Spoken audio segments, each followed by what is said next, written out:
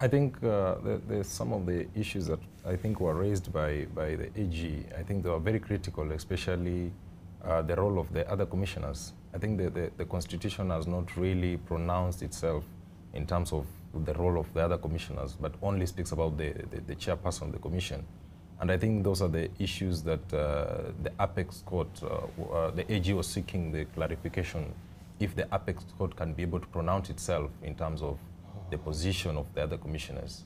And also, if you listen to some of the questions that were being asked by the judges, that if the commissioners were really part of this process, why would they wait for that long until they can be able to raise all these issues that in terms of the involvement, or was it just an afterthought of the whole process?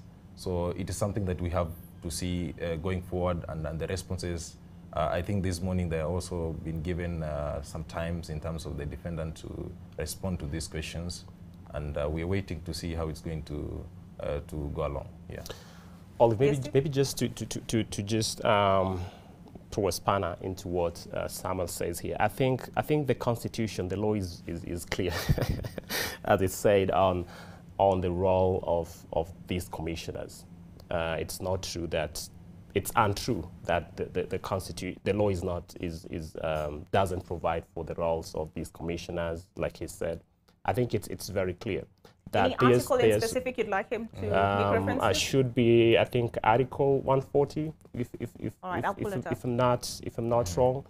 That the commission mandate is to supervise election, do the tallying and verification of those results.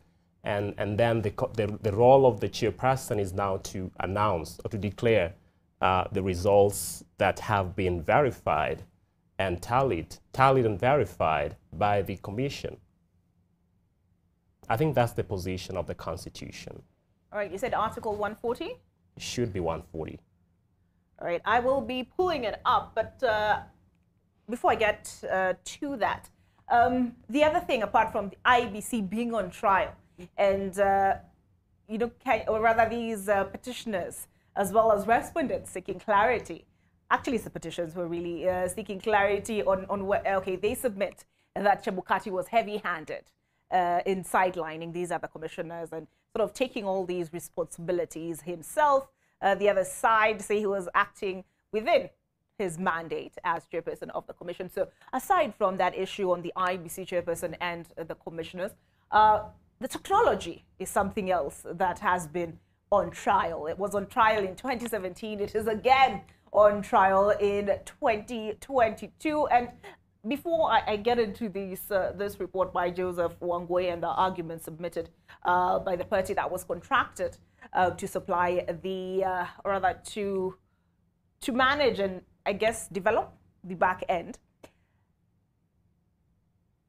why do you think this technology issue plagues us so? Because Kenya is celebrated as tech-savvy, tech-forward, home of M-Pesa.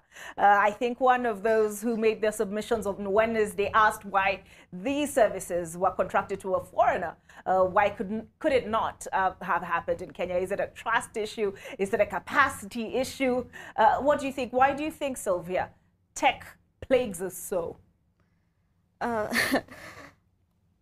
The interesting thing I think is we say we are tech savvy, but maybe that's just a small part of the population, not the large. But I think that one of the issues that we have maybe with the technology is there's the perception that technology can be easily manipulated. And when maybe you're thinking someone else has the upper hand to manipulate it, that's when maybe we're thinking of let's contract an outside party who does not know the political inclinations of what is on the ground, so that they are less likely to be manipulated. I'm thinking that most likely is the rationale. But on why it plagues an issue, because I think most of the year, and we had the issue coming up before the elections, should we just have the Kiems kits, don't have a physical register? Do we have a physical register? Because at the back of our minds, we expect the technology to fail. We know there are so many things that, okay, maybe the technology could be good, but what happens if there's no electricity? What happens if all of a sudden this internet connection is not working? how do we make that work? And I think those are issues that sometimes make the technology subject to manipulation. If, for example, let's say for one reason or another, there's no electricity on that day, then it gives someone the room to say, oh, Kenya Power is trying to work together with so-and-so to ensure that this election is not. Chebukati did, in his affidavit, testify that power did go off at the Bomas of Kenya, which he viewed an attempt at sabotage. Exactly. So those are some of the issues that technology is both a good thing, but if we're not very clear on so many other things, it leaves a lot of room for speculations that we're seeing playing out in the case right now. Okay. So we continue with this conversation on tech. I'm going to pull up Article 140. I have my constitution here, stand by, to see who between Sam and Steve